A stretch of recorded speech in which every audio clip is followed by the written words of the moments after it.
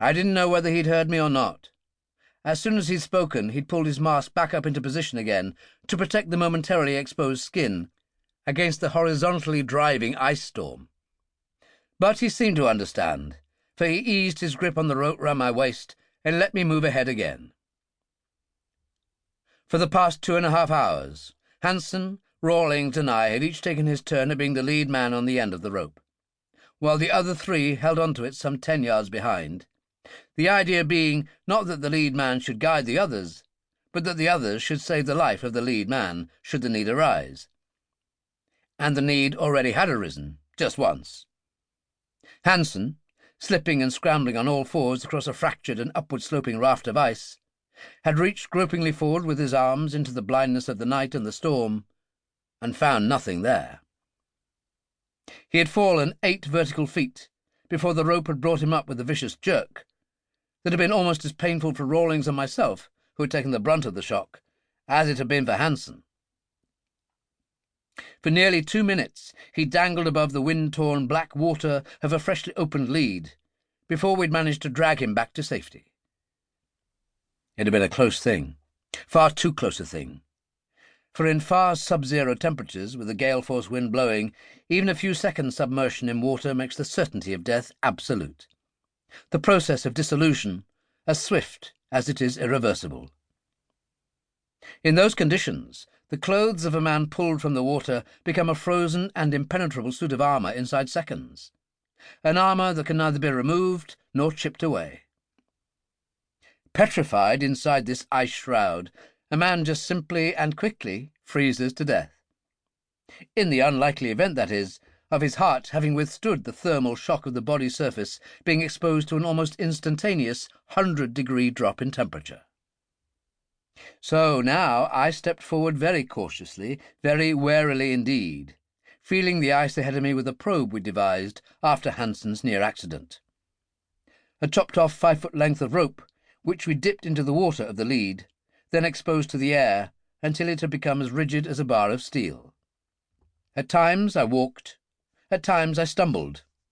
At times, when a brief lull in the gale-force wind, as sudden as it was unexpected, would catch me off balance, I'd just fall forward and continue on hands and knees, for it was quite as easy that way.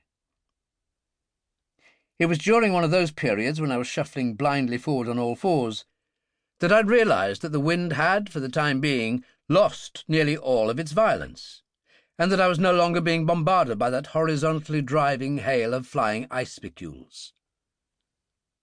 Moments later, my probe made contact with some solid obstacle in my path, the vertical wall of a rafted ice ridge.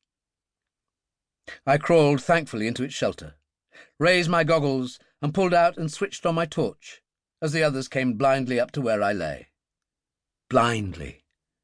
With arms outstretched, they pawed at the air before them like sightless men, which for the past 2.5 hours was exactly what they had been. For all the service our goggles had given us, we might as well have stuck our heads in gunny sacks before leaving the Dolphin. I looked at Hansen, the first of the 3 to come up. Goggles, snow mask, hood, clothing. The entire front part of his body from top to toe was deeply and solidly encrusted in a thick and glittering layer of compacted ice, except for some narrow cracks caused by joint movements of legs and arms. As he drew close to me, I could hear him splintering and crackling a good 5 feet away. Long ice feathers streamed back from his head, shoulders, and elbows. As an extraterrestrial monster from one of the chillier planets, such as Pluto, he'd have been a sensation in any horror movie. I suppose I looked much the same. We huddled close together in the shelter of the wall. Only 4 feet above our heads, the ice storm swept by in a glittering grey-white river. Rawlings, sitting on my left, pushed up his goggles, looked down at his ice-sheathed furs, and started to beat himself with his fist across the chest to break up the covering. I reached out a hand and caught his arm. "Leave it alone," I said. "Leave it alone?" Rawlings' voice was muffled by his snow mask, but not so muffled that I couldn't hear the chattering of his teeth.